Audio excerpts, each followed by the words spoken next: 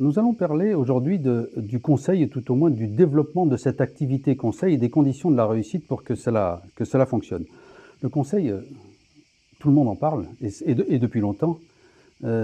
Néanmoins, ça ne se traduit pas dans les chiffres puisque aujourd'hui, l'activité conseil dans la profession comptable, ça représente 5 à 10% du chiffre d'affaires maximum. Et quand on parle de 10%, on inclut les grandes structures, les grands cabinets. Autrement dit, pour un cabinet de taille petite ou moyenne, le conseil, ça ne se traduit pas concrètement dans le chiffre d'affaires. Alors, tout d'abord, on ne va pas revenir sur les raisons pour lesquelles ça ne se traduit pas, puisqu'on va voir comment le réparer tout ça. Déjà, il y a une confusion entre le devoir de conseil et le conseil lui-même. Le devoir de conseil, c'est un devoir d'alerte, point barre. C'est surtout pas du conseil. Si on parle de conseil, on parle d'autre chose. Et quand on parle d'autre chose, il y a plusieurs niveaux de conseil. Ces niveaux de conseil, ils sont établis à partir d'une stratégie déjà, ça a l'air évident. Et lorsqu'on va déterminer ces niveaux de conseil, le niveau 1 en matière de conseil, c'est ce qu'on pourrait appeler du conseil périphérique. Ce conseil est à base d'outils essentiellement. Et la plupart du temps, c'est une offre packagée avec un tarif bien établi. Ça nécessite d'abord et avant tout de la méthode et des outils. Le deuxième niveau de conseil, c'est un conseil qui est basé beaucoup plus sur l'accompagnement du dirigeant et qui va nécessiter, lui, une évolution des comportements et un changement de culture, puisque accompagner le dirigeant sur l'avenir, c'est autre chose que de faire une analyse de son passé au travers des chiffres.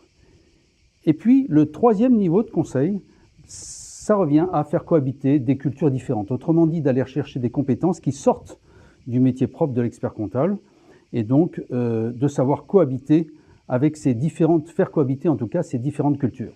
Nous sommes des spécialistes de la profession comptable et à ce titre, notre rôle est d'aider le cabinet à structurer son offre, tel qu'on vient de le voir, mais également à déterminer des cibles, à déterminer les moyens humains, financiers, organisationnels, à mettre en place cette organisation, à travailler sur la communication externe et interne et à fixer des objectifs de chiffre d'affaires.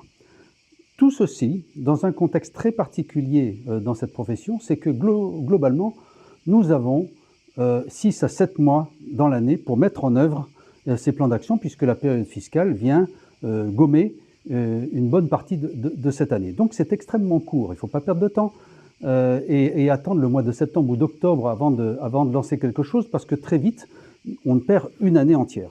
Alors, dans cette action-là, une de nos moindres missions, en tout cas, c'est de mettre en œuvre cette attitude conseil au sein du cabinet, tout au moins de la généraliser. Et là, on est face à une culture bien ancrée, qui est la culture de l'expert. En fait, quand on appelle un expert, on attend de lui une compétence technique, une capacité de production, des méthodes pratiques, etc. Et en fait, quand on appelle un expert, on attend de lui une solution. Cette attitude de l'expert est en opposition avec celle du conseil. Il y a une deuxième attitude qui est celle du médecin. Et là, le médecin, on attend de lui qu'il fasse un diagnostic et qui, par rapport à ce diagnostic, apporte une solution. Donc ça va un peu plus loin que l'expert. Mais nous avons, en tant que client, un peu le choix parmi ce qu'il va nous proposer. La démarche de conseil relève à la fois du médecin et d'une troisième notion qui est le facilitateur. Et le facilitateur, son rôle, c'est d'aider le client à formuler, à déterminer, à trouver d'abord quel est son problème, est-ce qu'il veut résoudre son problème, autrement dit faire formuler un besoin, 3, à lui proposer des solutions possibles. Et cette troisième attitude-là de facilitateur est vraiment l'attitude de conseil qui est la plus difficile à mettre en œuvre au sein des cabinets d'expertise comptable. Le conseil, le consultant, a 3 dimensions. Une dimension expertise, sur laquelle il doit avoir des compétences techniques, des connaissances du milieu, de l'expérience.